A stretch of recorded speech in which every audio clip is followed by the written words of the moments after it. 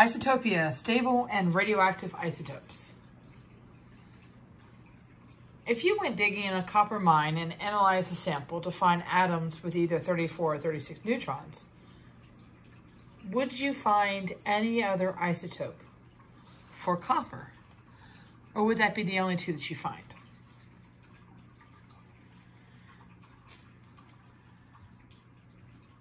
We talked earlier about the fact that your atomic mass numbers that are decimals represent average abundance.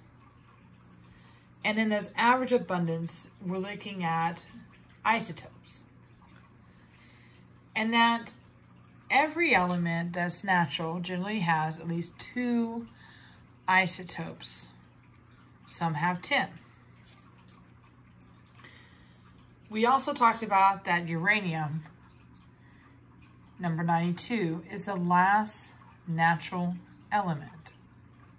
The rest are all man-made. The graphs that I have on here are showing the difference between 1932 and 2012 and how we use these elements. Beryllium has only 1 natural occurring isotope. The element helium has 2 naturally occurring isotopes. Now, a way to evaluate the relationship is to look at protons to neutrons and plotting it in a graph and looking for patterns, because that's what we do a lot of in science. We look for patterns. And when we do that, we're going to produce a graph like this. Okay? And there's a band that we call a band of stability. And so I ask you, what do you notice about it?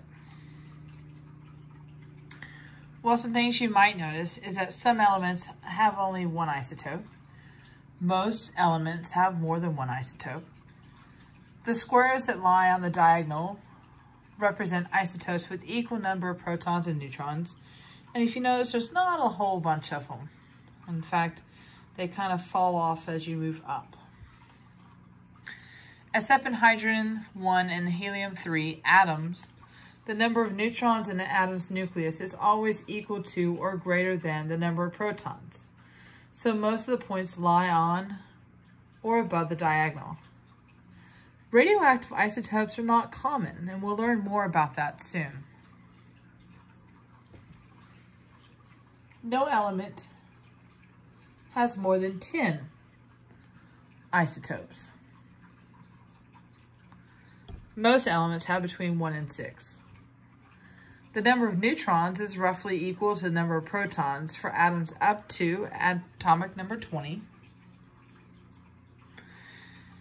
And the collection of plotted points curves up away from the diagonal line beyond number 20. These have considerably more neutrons than protons. The majority of radioactive isotopes are elements with atomic numbers above 80. And the elements with even number of protons have more isotopes than elements with odd number of protons. Even numbers of neutrons are also more common than odd numbers. So just some interesting observations.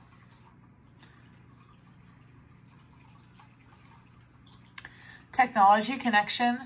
Rubidium-strontium dating is a method used to determine the age of geological and lunar rock samples. It's based on the fact that rubidium-87 decays over time to become strontium-87.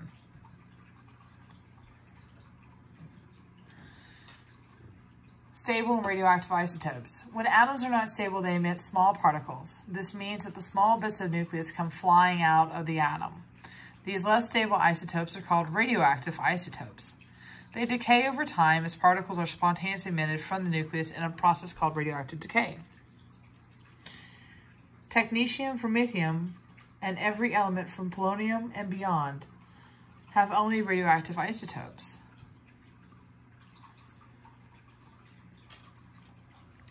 Stability starts in the nucleus, and that's really what's going to determine if it's going to be radioactive or not.